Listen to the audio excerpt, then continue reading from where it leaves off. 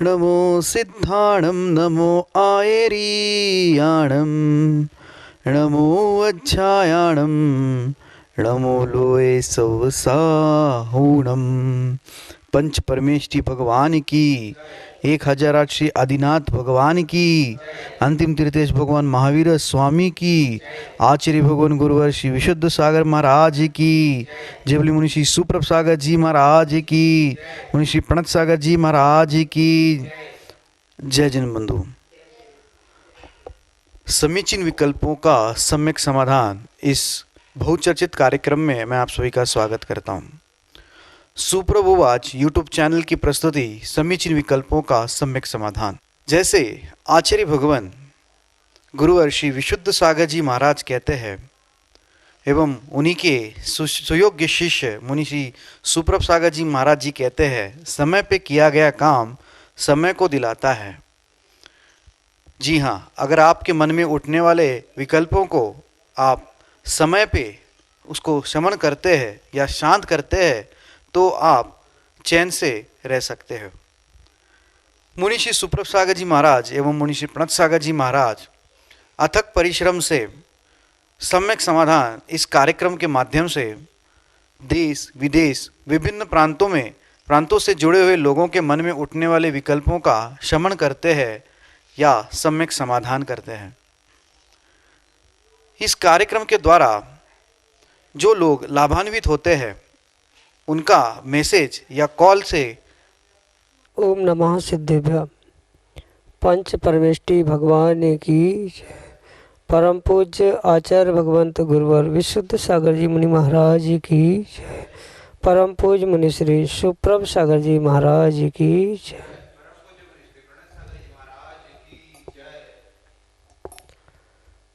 हम सभी अपने आत्मा की उस विशुद्धि को प्राप्त करने के लिए, अपने मन के संकल्प विकल्पों को दूर करने के लिए, अपने अंतरंग में उठने वाले उन समीचीन विकल्पों का सम्यक समाधान परम पूज्य आचार्य भगवंत गुरुवर विशुद्ध सागर जी महाराज के मंगल सुभाषिष से परम पूज्य मुनि श्री सुप्रभ सागर जी महाराज के मुखारबिंद से प्रतिदिन प्राप्त कर रहे हैं। और उन समीचीन विकल्पों के माध्यम से जो हमें सम्यक समाधान प्राप्त हो रहा है, वह सम्यक समाधान निश्चित ही हमारे कल्याण के मार्ग के लिए एक कार्यकारी उपाय साबित होगा। परम पूज्य मुनि श्री सुप्रभ सागर जी महाराज जो एक तार्किक शैली आगमोक्त विधि से हम सबको सम्यक समाधान प्रदान कर रहे हैं, वह निश्चित ही हमारे मन को एक अद्भुत संतुष्टि प्रदान करता है। देश देशांतर से अनेकानेक समीचीन विकल्प हमें यहाँ प्रतिदिन प्राप्त हो रहे हैं और परम पूज्य मुनि श्री उन सब का आगमोक्त विधि से हम सबको सम्यक समाधान प्रदान कर रहे हैं। प्रारंभ करते हैं आज का सम्यक समाधान। और आज का पहला विकल्प पुणे महाराष्ट्र से सुरेश शाह परम पूज्य मुनि श्री के चरणों में बारंबार नमोस्तु निवेदित करते हुए अपना समीचीन विकल्प रख रहे हैं कि महाराज जी, जैन धर्म की अनेक किताबें छपाई जाती हैं, अनेक नियतकालिक निकलते हैं, अखबार में तीर्थंकर भगवान महाराज जी की फ़ोटो छपते हैं, किताबें फट जाने के बाद रद्दी में जाते हैं जिससे जैनवाणी का अपमान होता है। तो इन किताबों, मासिक पत्रिकाओं, अखबार आदि का सदुपयोग संवर्धन कैसे करें, सम्यक समाधान के माध्यम से हमारे समीचीन विकल्प का सम्यक समाधान करते हुए हमारा मार्गदर्शन करने की अनुकंपा करें। नमोस्तु महाराज जी, नमोस्तु। ओम नमः सिद्धम परम पूज्य आचार्य भगवान गुरुवर विशुद्ध सागर जी महाराज की जय। परम पूज्य मुनि श्री सुप्रभ सागर जी महाराज की जय। यह सही बात है कि जैसे दवाई आदि की एक्सपायरी डेट होती है, ऐसे जिनवाणी, फ़ोटो, तस्वीर आदि की कोई एक्सपायरी डेट नहीं होती। और ये परम सत्य है कि चाहे नियतकालीन हो, चाहे मासिक हो, चाहे जिनवाणी के कोई ग्रंथ हो, समय बीतने पर या लंबे समय के उपरांत वह स्वयं भी जीर्ण शीर्ण होने लगते हैं। पर फिर भी भले ही वह जीर्ण शीर्ण क्यों ना हुए हो, वह है तो जिनवाणी का ही स्वरूप, और आपको ही नहीं अपितु बहुत सारे जीवों को इस विषय को लेकर यह विकल्प सताता है कि ऐसे जिनवाणी, फोटो, तस्वीर आदि का हम क्या करें। अगर वास्तव में वह फोटो तस्वीर उचित है तो उसे हम अपने घर में, मंदिर आदि में उच्च स्थान पर विराजमान करके रख सकते हैं, और उसके उपरांत भी वह पुनः जीर्ण शीर्ण हो गई, या जैसे अखबार आदि के निमित्त से फ़ोटो छपती है, बहुत सारी सूचनाएं आती है, बहुत सारे कार्यक्रम के निमित्त से मुनिराजों के, भगवान आदि के नाम भी वहाँ पर लिखे रहते हैं, वह परिपूर्ण रूप से एक जिनवाणी का स्वरूप ही हमें स्वीकार करना होगा। आगम ग्रंथों में तो आचार्य भगवंत ये कहते हैं कि जितने भी बीजाक्षर है वो प्रत्येक बीजाक्षर स्वयं में सिद्ध होने से वह स्वयं में ही अपने आप में जिनवाणी है। जरूरी नहीं है कि वह प्रतिष्ठित कोई ग्रंथ, शास्त्र ही जिनवाणी है, अपितु जो भी अक्षर बीजाक्षर के रूप में उन पदों के, शब्दों के, अक्षरों के द्वारा कहीं भी कागज पर लिखा हुआ हो, कहीं दीवालों पे भी लिखा हो, वह प्रत्येक शब्द, प्रत्येक अक्षर स्वयं व अपने आप में एक शब्द ब्रह्म होने से वह जिनवाणी कहलाई जाती। और उस जिनवाणी की किंचित भी अवहेलना करने से, चाहे जीर्ण शीर्ण होने पर हो, चाहे उसके पहले भी क्यों ना हो, उसका नियम से अपवाद करने से या दुरुपयोग करने से जीवों को ज्ञानावरणी, दर्शनावरणी जैसे कर्मों का आश्रय होता रहेगा। इसलिए उनसे बचने के लिए सर्वोत्कृष्ट कार्य यही है कि जब जिनवाणी का, जैसे आप मंदिर की पूजा आदि की जिनवाणी को देखते हो, बहुत सारे जीव उसी गीले हाथों से जिनवाणी के पन्ने पलटते हैं। पूजा करते करते थाली में जितना द्रव्य नहीं चढ़ता, कई सारा द्रव्य उस जिनवाणी के पुस्तकों में रखा रहता है। इन सभी कारणों से ये जिनवाणी बहुत जल्दी खराब होती है, नष्ट होती है। इसलिए पहले तो सबसे पहले बहुत सावधानी पूर्वक जिनवाणी के पन्नों को पलटे, बहुत सावधानी पूर्वक उनको सुरक्षित स्थान में हम रखें, बहुत अच्छे तरीके से उसे अछार में, कपड़े में बांधकर उच्च स्थान पर विराजमान करें, क्योंकि ये द्रव्य है और प्रत्येक द्रव्य का नष्ट होना उसका स्वभाव ही है। और नष्ट होते हुए भी प्रयास हम इतना कर सकते हैं, जो 2 साल चलने वाली जिनवाणी थी उसे सुरक्षित करते हुए हम उसे 5 साल की उम्र बढ़ाने का प्रयास अवश्य ही कर सकते। इसलिए अच्छा वेस्टर्न, अच्छा कवर, समय पर उसका धूल आदि से झड़ा लेना आदि कार्यों से हम उसकी सुरक्षा भी कर सकते हैं। और अंत में जब बिल्कुल ही उसका रख रखाव करना संभव नहीं होता, वर्तमान में बहुत सारी ऐसी संस्थाएं हैं जो उन कागज़ों को, उन जिनवाणी को रिसाइकल करने के लिए प्रयोग में लाते हैं।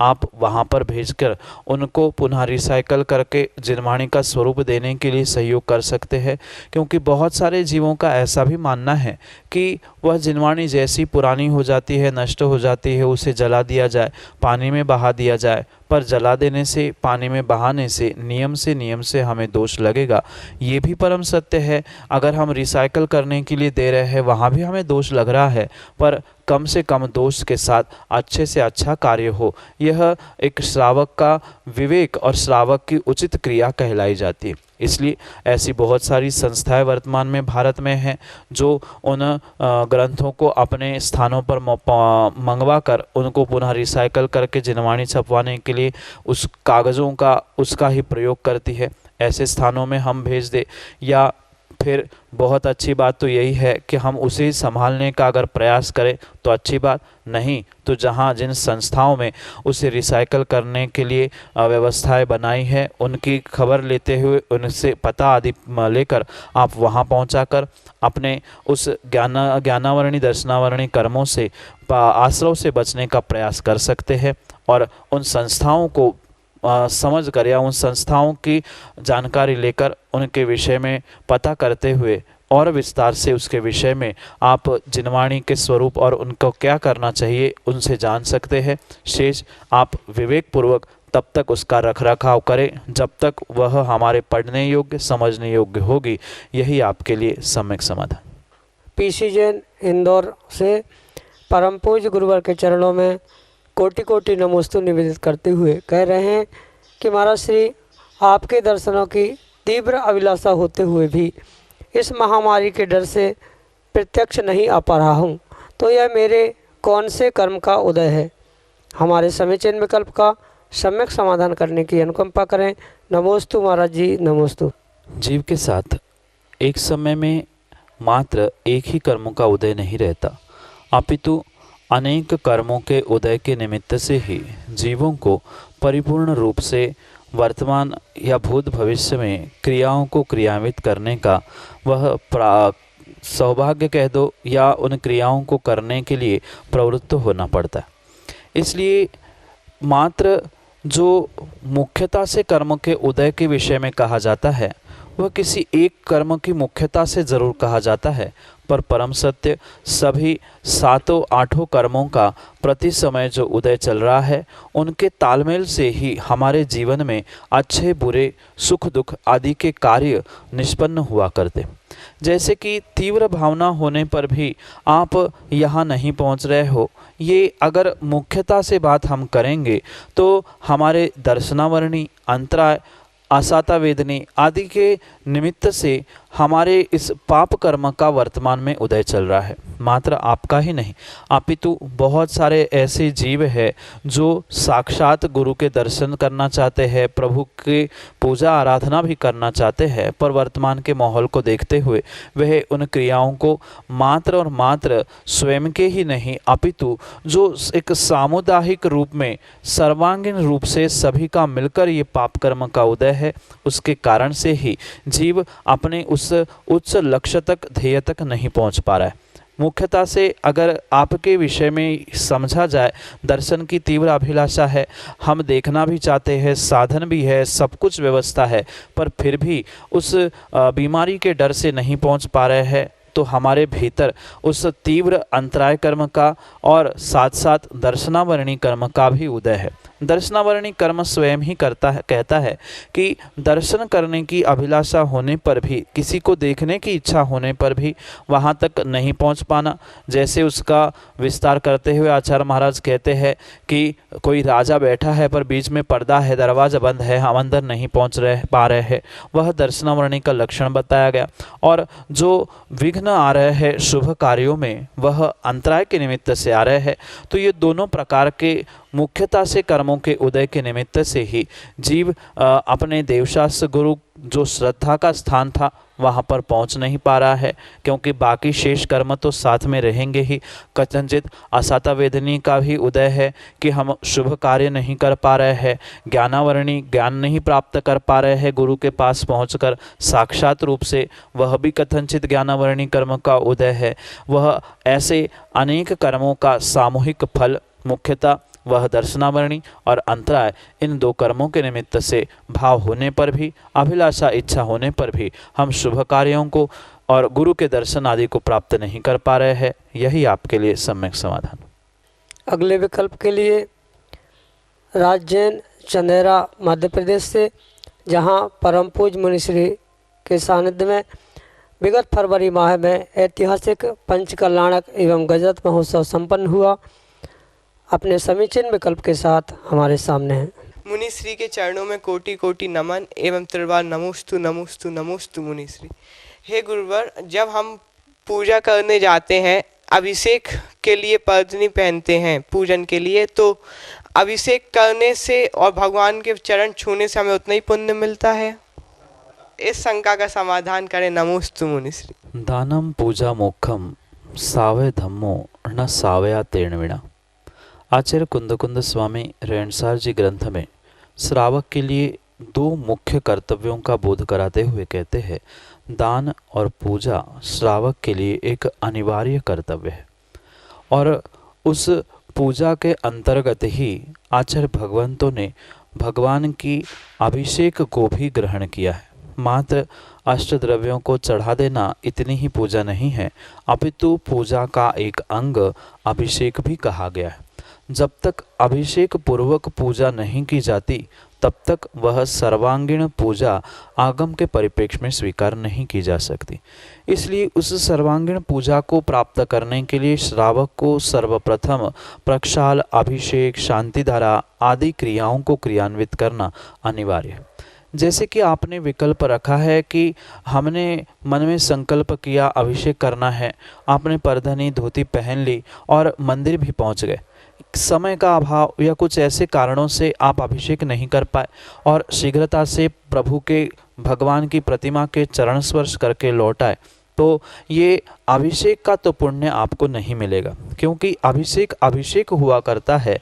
भले ही आप पूरी विधि से पूर्णता रूप से अभिषेक से लेकर शांतिधारा तक या उसके बाद तक नहीं रुक पाए, पर अगर मात्र आपने अभिषेक का भी संकल्प किया है तो कम से कम आप भले ही मंत्रोच्चारण बने नहीं बने, कम से कम नमोकार के साथ या बिना कुछ पढ़े भी अपने विशुद्ध परिणामों के साथ एक कलश तो प्रभु के सर पर डालना आवश्यक ही कहलाएगा। क्योंकि मात्र चरण स्पर्श करने से कभी भी किंचित भी किसी भी प्रकार से हमें अभिषेक करने का पुण्य नहीं मिल सकता। अभिषेक करने का पुण्य व्यक्ति को तभी मिल सकता है जब वह साक्षात अभिषेक को प्राप्त करे। हाँ, अगर कृतकारित अनुमोदना की भी आप बात करो कि हम नहीं कर पा रहे हैं, किसी को करते हुए देख रहे हैं, उसके अनुमोदना कर रहे हैं, तो फल मिलेगा। पर ये भी बात समझना, अनुमोदना श्रावक के लिए तभी कही गई है जब वह उस क्रिया को करने की सामर्थ्य नहीं रखता। जैसे कुछ परिवार के गमी या कुछ आदि के निमित्त से दोष प्राप्त हुए हो, कुल आदि में कुछ दोष गड़बड़ हो, आदि के निमित्त से ही अगर श्रावक प्रभु का पूजा अभिषेक दान आदि नहीं कर पा रहा है, तब उसके लिए जब पर्याय की ऐसी कुछ व्यवस्था है, उसके निमित्त से आचार्य भगवंतों ने अनुमोदना आदि का विधान बताया है। जब श्रावक आप हो, उच्च कुलीन हो, करने की शक्ति है, शरीर में कुछ रोग नहीं है, कोई सूतक पातक का बंधन नहीं है, ऐसे काल में आपको अवश्य ही प्रभु का अभिषेक करना एक श्रावक की दृष्टि से अनिवार्य कर्तव्य ही मानना होगा। क्योंकि ये बात भी राज बेटा समझना कि जीवन में हम कुछ कर पाए नहीं कर पाए, पर जिस नाम से हम अपने आप को जैन मानते हैं, उस नाम से हमें जैन अगर वास्तव में बन के रहना है तो जिनेंद्र भगवान का अभिषेक पूजा हमें करना ही एक सर्वोत्कृष्ट कार्य हमारे जीवन में होगा।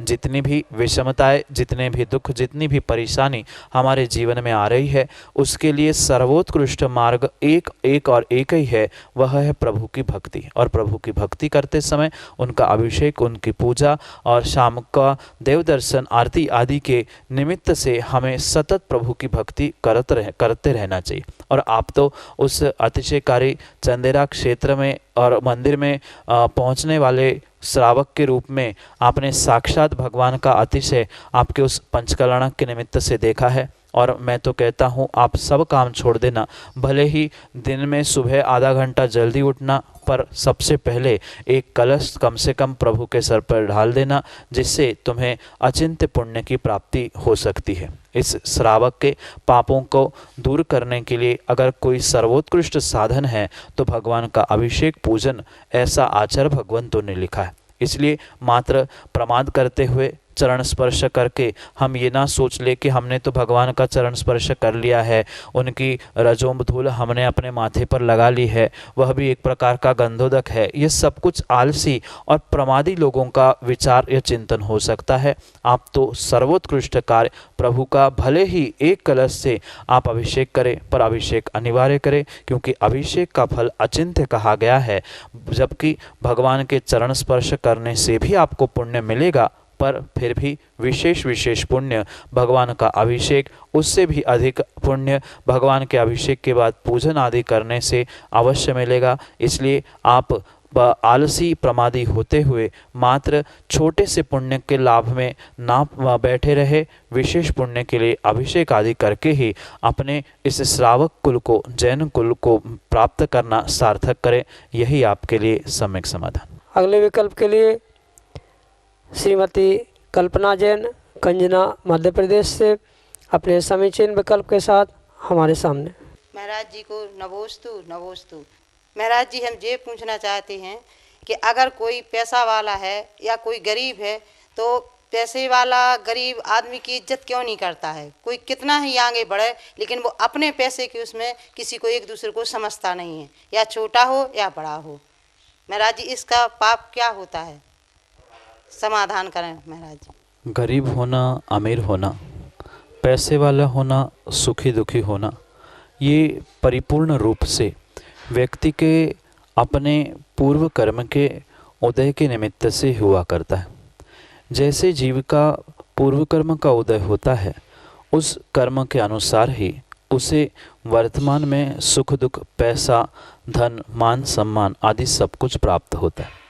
पहली तो बात माँ ये समझनी होगी कि वर्तमान में कोई दरिद्री, कोई गरीब, भिखारी पर्याय को प्राप्त हुआ है, ये साक्षात उसके उस पूर्व कर्म के उदय का निमित्त मानना होगा।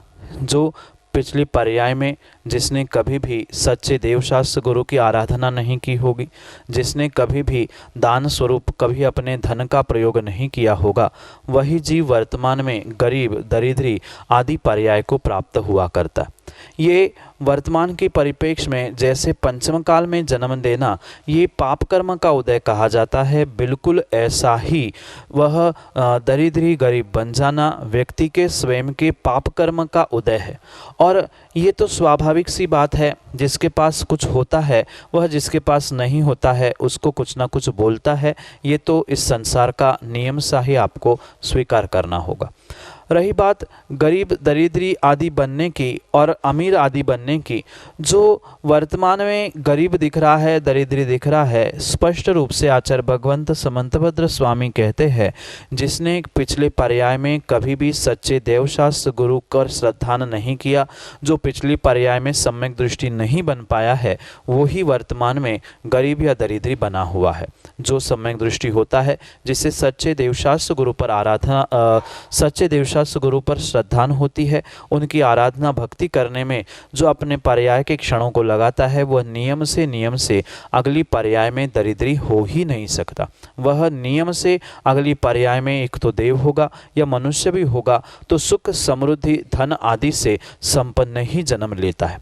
और वर्तमान में ये सबसे बड़ी भूल उस व्यक्ति की है जिसने पिछली पर्याय में सम्यक की आराधना ना करने के कारण वर्तमान में वह गरीब या दीनहीन, दुखी, दरिद्री परिवार में उसने जन्म लिया है। वह उसके असाता वेदनी का और पाप कर्म का तीव्र उदय है।